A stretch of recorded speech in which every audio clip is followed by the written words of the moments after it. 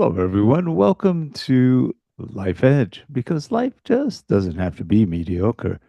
I'm Rick Zanotti, and I'm joined by my good friend and co-host, Dr. Susan Nash. Hi, Susan. How are you? Hi, I'm great. Great to be here. You know, we've all been busy, which is a good thing, but life has continued on. Our world is crazier than ever. And about a week and a half ago, I I realized that somebody I've really respected throughout a lot of years, and I know I've talked to you about this show. It's called the No Agenda Show, and it's a show that just deconstructs the news. And it's really quite fascinating because there's a lot of garbage on the news, both good, bad, and different. But they deconstruct it really well. Well, John C. Dvorak is one of the co-hosts, as is Adam Curry. John C. Dvorak, who's a very famous PC technologist. He's been involved in tech for a long time. I've been following him for over 40 years. And he's great. He's just a good guy. He had a heart attack.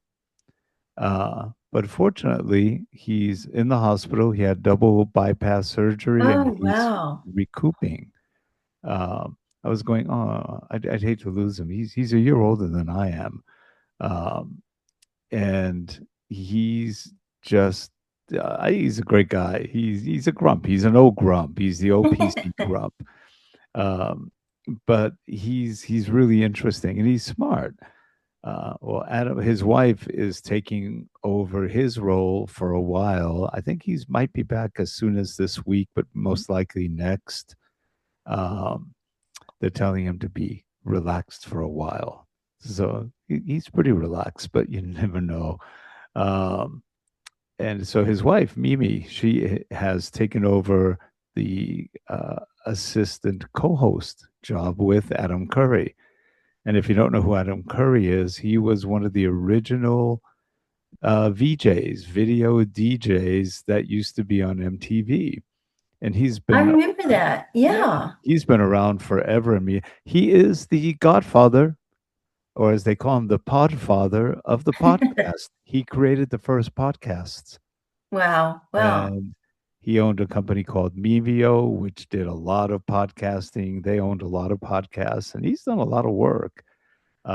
Great, he's a great guy. He's funny too. Uh, he does a Well, lot it's of the work. interesting that you were talking about podcasts. I mean, so years ago, I have a couple of blogs, and one's called the Fringe Journal. And years ago, I recorded chapters from a book that I wrote, and I just put them up in the blog. And I thought, they're just sitting there in this blog. They did get some views, but I made the effort of reading myself this entire book. Yeah, I mean, it's obviously not AI. I'll put it that way. But I went ahead and made a podcast with it, so I put summaries. It's on RSS and also on all the others like Spotify and Amazon Music and all that. But I went ahead and used AI for creating the thumbnails. So I made they look like postcards, but they're based on the description of that a summary of the précis of the chapter.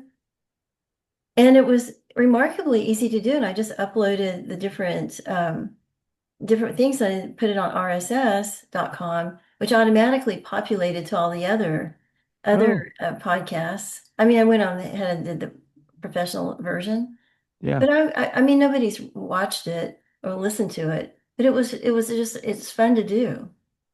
But It's it sounds fun, and it's amazing. You've been playing with the AI pretty pretty early on. You got right into it, yeah. but that's good. Well, I did, and I got into AI. Well, we've been involved in the early stuff with machine learning and things Right. like that. Um, Early. That's just pattern recognition, not the large language models. But when the first large language models came on board, um, I got involved with the early. Chat GPT and also OpenAI, just trying it out. It was pretty primitive. And this is like 3 years ago. And Yeah. also when a thing called Deep Time Digital Earth, which is kind of interesting. But it it's really come a long way. And when you talked about podcasts, I mean, I'm so interested in what you're doing with AI and voice recordings and like all the different things I listen to anymore that are stories or narratives, even news. It's they're clearly AI voices. A lot, a lot. And you can usually tell because they mispronounce dates. They make all sorts of mistakes on dates and they get names wrong every so often. Where they'll They'll, say dash dash, and then they'll say lead instead of led, or yes, yeah, live instead of live. Now we're going yeah, to live stream. yeah. And they could fix that. That what that is it's sloppy publishing because Hmm. they're just putting them together so fast that they're not QAing their own work They're because some not. of it's really obviously the lead led is a common one, like you said. Um, and some of them are really kind of stupid. Other ones are okay. That we'll let that one slide because yeah, that could get by. Um, Or a person's name with it's like Eva, Ava, Eva. It's pronounced that it's three different ways in the same yeah, podcast. Like that's really? true. Because it decides, oh, you know what, I'm going to change it for this one. Well, in the world of e-learning, for example, that's a world you and I have been involved with it Hmm. to some degree. We've been involved with it quite a bit at one point, not so much anymore. I think I'm fed up with e-learning, but um, e-learning is interesting because we used to use a lot of voice talents. Hmm. Well, that becomes very expensive when you deal with users or you deal with instructional designers who have no idea how to write the damn courses and they keep making changes over and over and over. Right. And you keep telling them, okay, the instructional design storyboard, that's it, you're done. No more changes. It's been approved. Now we go to voiceover at the very end. Uh huh. Right. We're going to follow that. So what do? Oh, we have about 1,000 more changes. And it just never ends. And so when you're using expensive voice talents, and that's what we have always used, professionals who are very, very good at what they did, it winds up costing double, triple what you've quoted.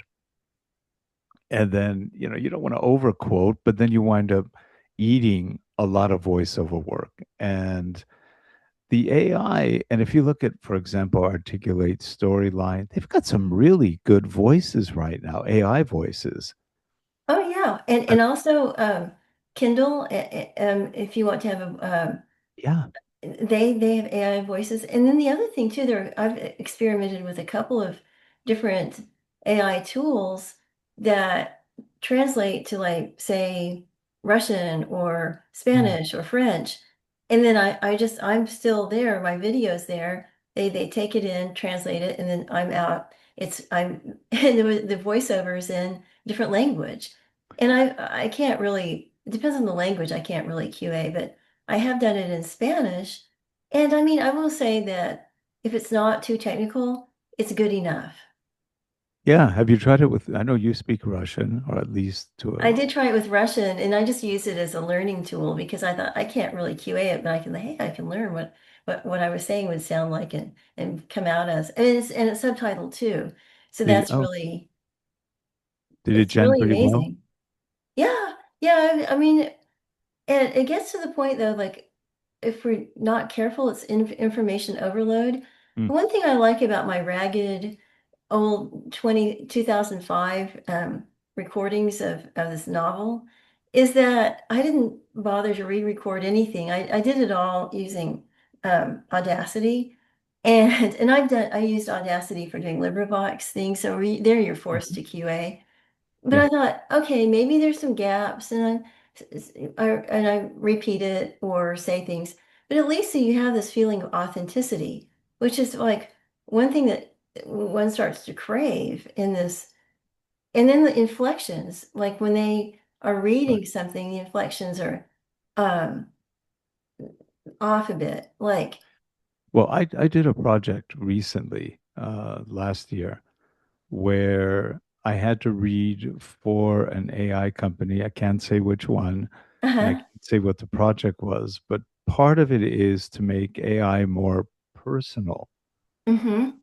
and to add elements of different dramatic quotes and ways to go. Like for example, you had to read basically elements of stories.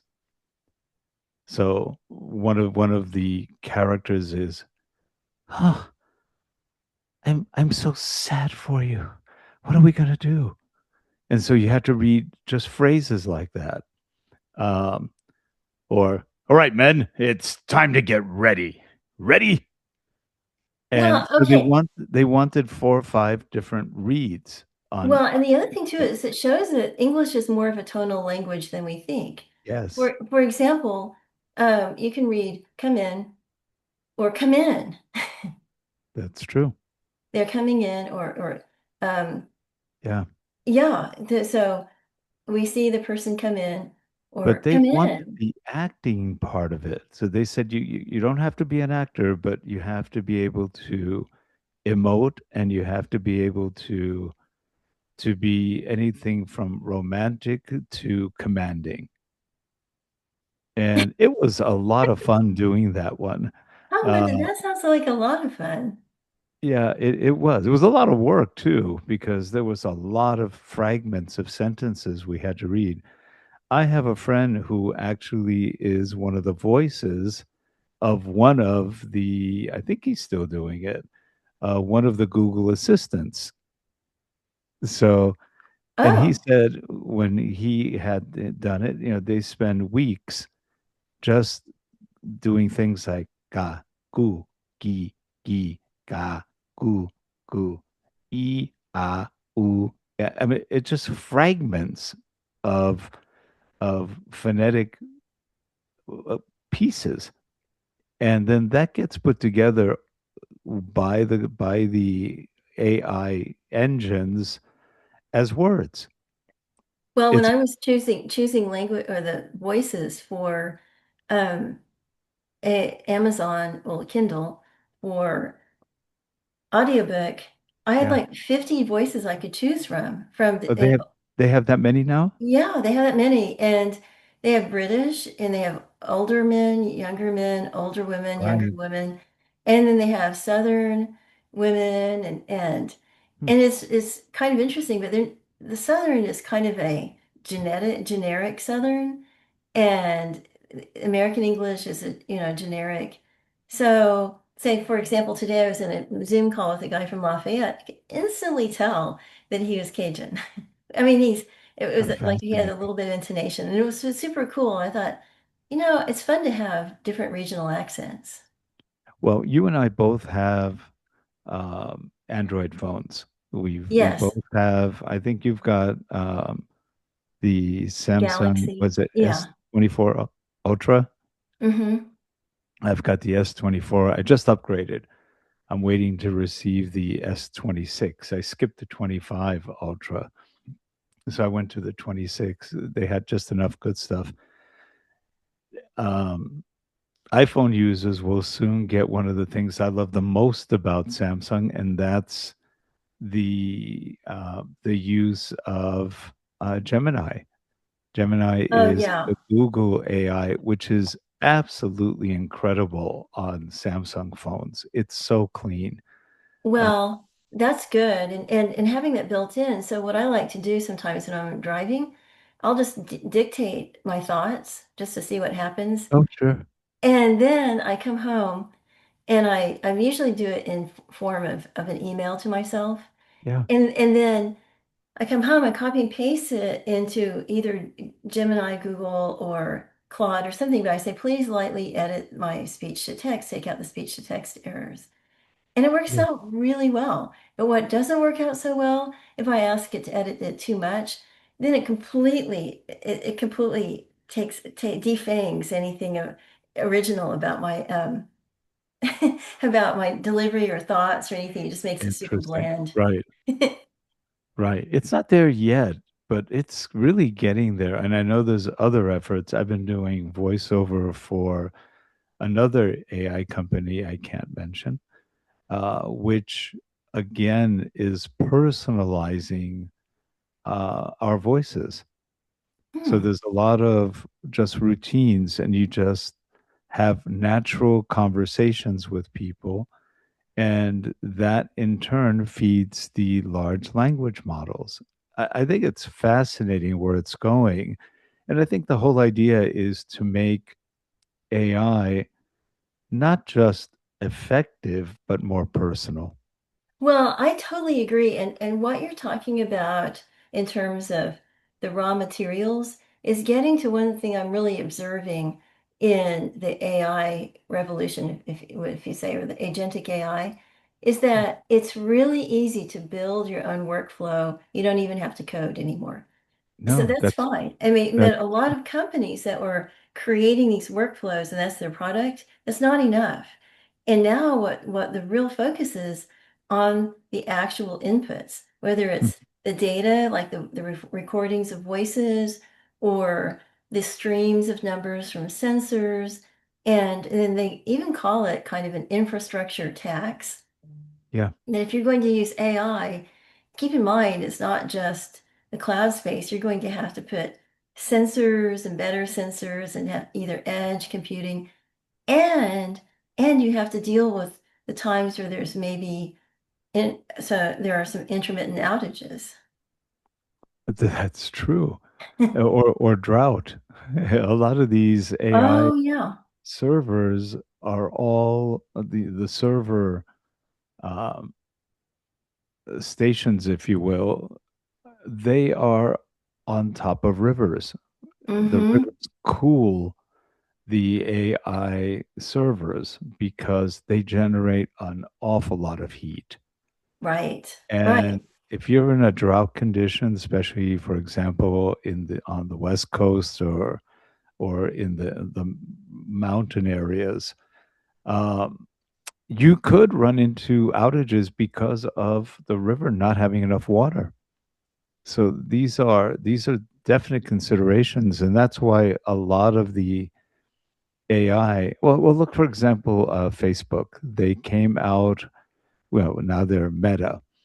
Well, the Meta they came out with like the Meta City, and you had this sort of um, kind of like a Sim City kind of thing where you could buy land there and property. It pretty much failed. But part of the problem is they couldn't keep the servers cool enough. It Oh it wow. required so much AC just to keep these things running with the hundreds of millions of transactions they were doing per literally second. So didn't do too well. It Um, reminds me of a little bit of some of the early experiments of Elon Musk and the whole battery city or whatever it's called. You don't hear mm, much about that anymore. no, no. Well, he was supposed to make some major changes to battery design. I don't know if they're behind on it or they've released it to a certain point, but it's not widespread yet. Yeah, they kept that kind of quiet. There's a lot of hype about that.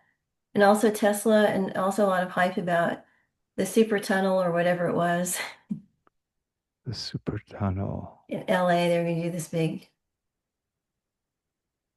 Yeah, I vaguely digging remember thing. some of that. I'm trying to remember what they were doing. They were doing.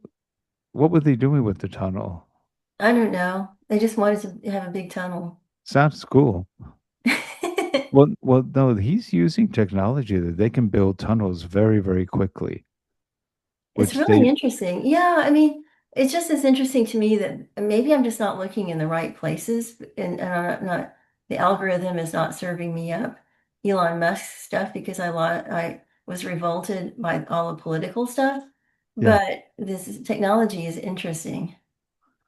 yeah, yeah. I mean, if you look at the way they built the tunnel, between England and France. That was built to these huge boring machines that would just make the whole underground. I mean, most people think there's a tunnel in the ocean. No, it's under the ocean, under the rock, under the ocean, Mm-hmm. at the ocean bottom. And it's amazing what how fast they could build that. And these are big tunnels. And then the machines just build a little bit of a tunnel and they just put themselves in there. Boom, we're done.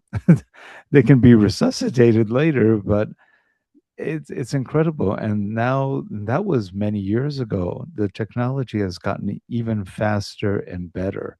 It's just amazing. I remember being on going on trains from Paris to Geneva, Yeah. Switzerland, and Uh-huh. Montreux, and going through long tunnels. They're probably going under the Alps, right? Hmm. Yeah. Or through. It's or through them. It's pretty amazing what they can do, and it's just what I mean. The Chinese are doing some incredible things with tunnels and bridges Hmm. in building ghost cities that nobody lives in. Well, that's a What- shame, but the technology is interesting. yeah, yeah. Surprising enough, a lot of it is not Chinese technology. It's coming from Europe, America, and other places. Yeah, they just modify. They modified a little bit, and they're hiring architects from all over the Western world, and it's just amazing. But I think in the near future, probably as soon as this year, we are going to be hearing more and more artificial AI speaking that sounds very real. As it Oh, is, I it's do too. sounding very real, but they'll be fixing a lot of the problems with mispronunciations and everything else. And there'll be more variety and Hmm. won't be all sort of okay, but sort of okay, but not quite, and all that. Well, Okay. have you go ahead. Oh no, go ahead. Well, have you ever tried on your phone, like Gemini, for example? It's really cool. You could say, "Okay, Google." It's probably going to go off on me because I have my phone on me. You can say the "Okay, Google" words, and that it brings it up, and say something like "¿Qué hora es?" in Spanish. What time is it? And all of a sudden, it will respond in Spanish to you, even though you didn't tell it to switch. It knows. Well, And I think in mine, I have to select the languages in there. So like in the Google and my phone, you if I shouldn't have. don't, it just does some kind of strange phonetic typing. Well, no, because you and I have the same bones. Yeah, but I I have to go, if I go in and I look at the chat function of the phone or the recording part, there's a little part where you have to, looking at it just now, you have to, you can tell it which languages. Like if you look down here, there's a little globe. okay. There's a little globe. You have to click on that, and then and then you can select the That's funny. languages. I never clicked on it, but it seems to be, but for some odd reason, the Spanish one just came right up, and Well, it's in that's a different, amazing. and it's in a different voice. It's Hmm. like, oh, wait a minute, who's this guy? It was really good, and it's just amazing how not only that, the voice in Spanish had the Madrid lisp. Oh yeah, So some of the ones it's you can choose that if it's Castilian, Spanish, or yeah, South American. yeah. Yeah. It's fascinating, but I didn't choose that. It just happened to come up as a default. I was going, this is really kind of cool. If I speak to it in English, it'll respond in English. If So I they speak to it in excelente. Spanish, I haven't tried like Asian yet. When I was younger, I took Chinese and Japanese language, and now I'm really rusty. But I can say a sentence or two, improve my complete ignorance, but um, beyond that, I've got to try it on the phone just to see if it will go into a Japanese or Chinese voice. That'll be interesting. Or Well, Korean because it is Samsung. speaking of Japanese, coincidentally, I've been thinking about Japanese novels that feature cats. Hmm. And what is Hello it Kitty. about Japanese that, yeah, well, Hello Kitty, of course, but like I just there are so many that book. So like of course there's Soseka Natsume's I'm a Cat, Hmm. and it's great. But it was written um right around the Meiji Restoration time, and so talking about a lot of changes in industrialization, but Yeah. a lot of it reminds me a little bit of Heart of a Dog, um, by Mikhail Bulgakov in Russian. But just like these pithy comments about society and people, and they're and observing them from a different perspective, and it's so funny. Aren't they like Garfield? Um, I don't know. I'm not familiar with I thought Garfield really. Garfield the cat was sort of like Yeah. that. He would make these weird analysis every so often. It was funny. Uh, Yeah. but I haven't read those. They sound interesting. And then there's Haruki Murakami, Kafka on the Shore. Hmm. And I bought this, and then it turns out I already had a copy of it, an older copy. But it's all about it's like it sort of surreal types of things where like cats speak and all different kinds of magical things kind of happen. Interesting. And and also Hard-Boiled Wonderland and the End of the World, Haruki Murakami. Hmm. And I just wondering, like the Japanese novels are so fascinating. And then this one, I haven't read this one yet, but this is Toshikazu Kawaguchi, Tales from the Cafe. But it has cats, and they do time traveling. Huh. They go through a Interesting. portal to this little coffee house, and they go back and revisit, say, if you could change your things in your world or things that happened in your past, would you? Hmm. And I would say that I would change a lot of things. Of course, you realize that in quantum physics, or in not necessarily quantum, but modern day physics, the concept of time is, and it makes much more sense. This is what the Australian Aborigines understand, that Oh, all time intersects at one point. Past, present, future are always there. So, in essence, our, when people say, I've had this talk with people many times, we're I live in the moment. Well, you live a very short life then, because the moment is infinitesimally small. If you think of what a quanta is, and a quantum moment, it's incredibly small. That's our present. Our present is gone so fast that it's no longer really time, it's a flow. Time is a well, stream, not, I, not a yeah, and place. that's true. I mean, it's true. It doesn't mean, but it's different than time travel where you can actually go back and change events. No, but what they're saying is in our minds, and our minds are quantum machines, according to many philosophers and quantum scientists, that our minds have the capability of traveling past, present, future, just through thought or meditation or contemplation. And Hmm. and I Yeah. think that's really true. One thing I've been really dying to do more experimentation on, or talking to people about, since Alzheimer's and dementia are becoming very, very common, whether it's environmental causes, or food causes. There's a lot of reasons why it's growing right now in terms Well, of partly people. maybe lifespan. I mean, It, before people would die before they actually had cancer or Alzheimer's. that's true. And right now, well, actually, in the US, they said we've lost about 10 years of lifespan over the last 4 or 5 years. That's a horrific, statistic. We're getting worse, not better. And it's Well, it's probably not the stress. surprising. It's probably the Well, stress of living in an absolutely insane world. Well, that I think it's stress, but also if you look at the degradation, the cost of healthcare, so people tend to neglect their health. and Yeah, then the vaccination fears. that Um, too. Yeah. that's kind of cruel to Uh, knock people and see, okay, now we have to worry about polio again. I know. I know.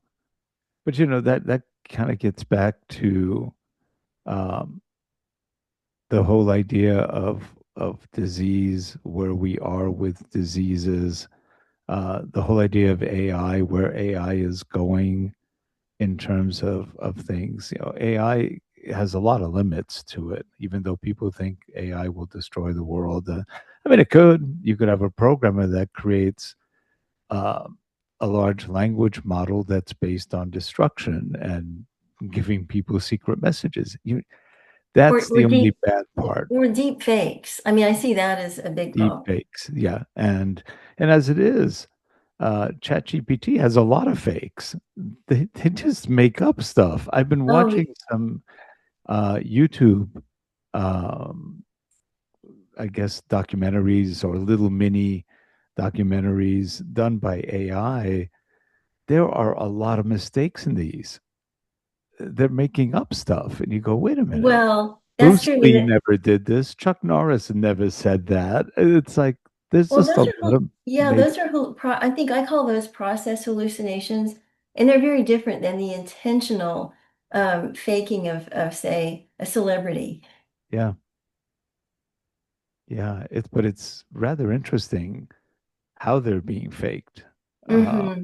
and they sound really good. And all of a sudden, they go off on a tangent. You go, wait a minute, wait. I know what happened there. There's a lot. I don't know why, but I'm getting a ton of Bruce Lee documentaries every day. There's like a new two or three stories. And I know for a fact some of them are fake. I was around during that time and I knew people who practiced with him and blah, blah, blah.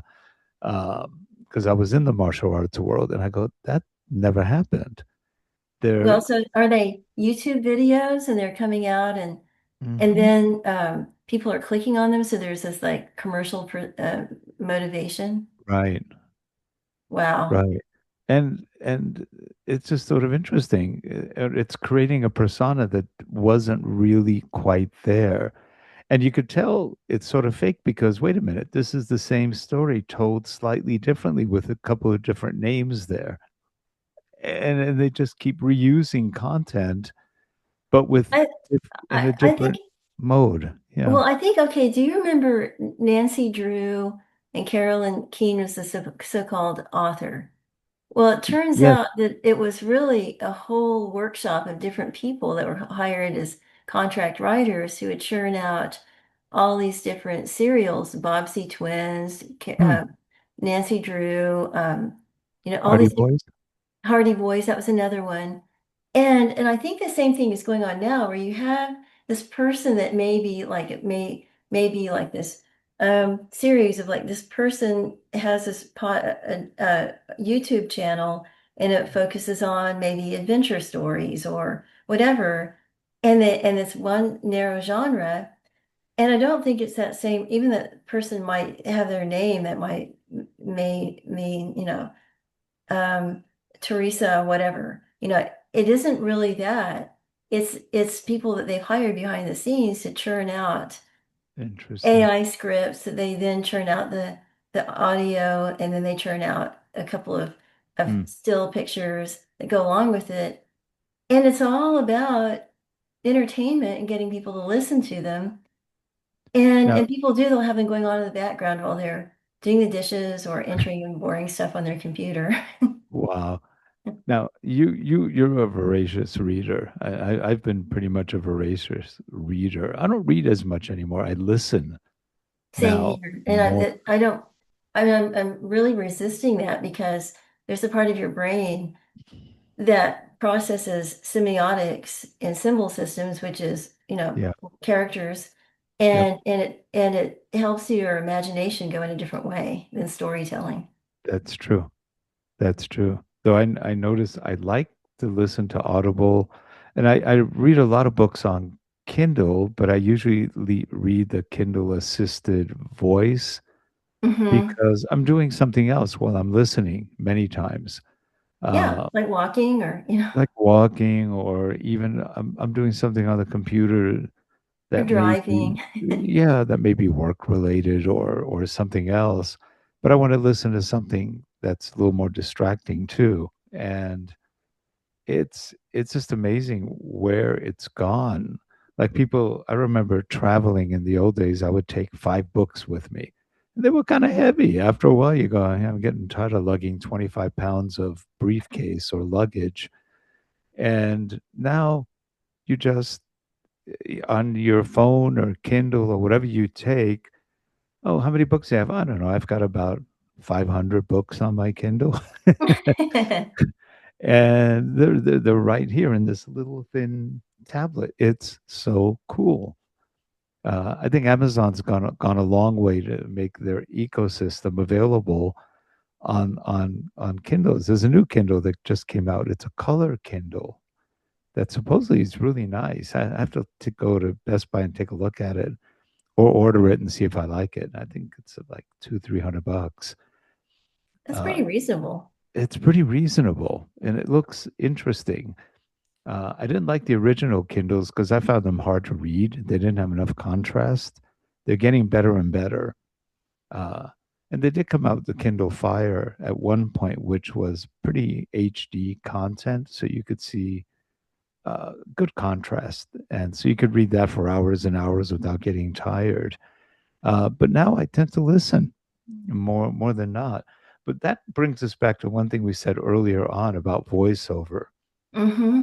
If you're doing e-learning, for example, I don't recommend using voice talents anymore for e-learning at all.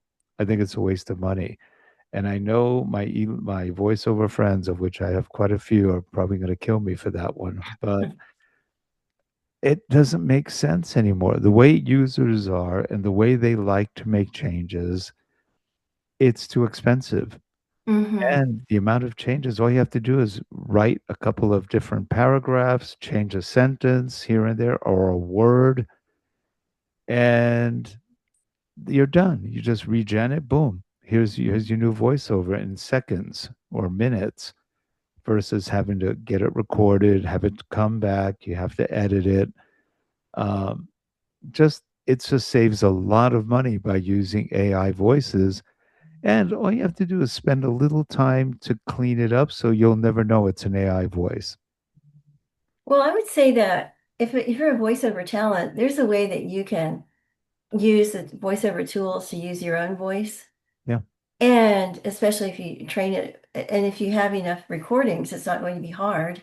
And for example, all the recordings I have of me doing stuff in the past, I could do it, although I don't want to. But right, but if I'm a voiceover talent, which I'm not, I could say, yeah, work with me, and I'll use my voice. I'll be using my AI tools. I can do a lot faster and cheaper, and do right. whatever you want to with changes, and that's fine. And then I'll work with you for the quality, and and it'd be a flat rate, and it would be easier. And That's true. Yeah, and I've done voiceover work, and yet I can't close my eyes and go, no, this isn't happening. It is happening. It's changing. The technology is getting to the point where AI voices really can replace, to a certain point, real voices. Now, where is it not quite there yet? Inflection points, emotional readings, drama, where you're getting, but you can do that with a little bit of work. well, I Uh, think that that's why I think if somebody's entrepreneurial, they can provide voiceover that is actually their own voice. It's AI yeah, enhanced tools, yeah, but then they can go in and add those quality points. And will that's people want to pay extra, or even if it's just a little extra? I don't know. But yeah, you could, yeah, and that mhm. can be done now. It's a little more work, but it can be done. And like I said, some of the stuff I've been doing is working with many voice talents who are doing the same thing. We're all reading uh, conversations and scripts for AI large learning models. And it's large language model, excuse me. Um, and it's pretty fascinating what what's coming out of this. And I think we're at the beginning stages, but there's a lot of stuff to read, and there's lots of topics and conversations. And this is being done all over the world with different voices, different conversations, and the topics range, an enormous range of topics. So it's going to be quite interesting. Hal is going to be out there pretty soon, warning us, Dave, you don't really want to do this, do you? Well, we've gone full circle. We've been talking for almost an hour. Have we really? Yeah, It goes fast. I know. We probably should wrap up. So, because I don't know if anybody wants to spend an We hour. Of should. course, you can. The good thing about podcasts is you can stop and start. That's true. So if you're watching this still, wake up.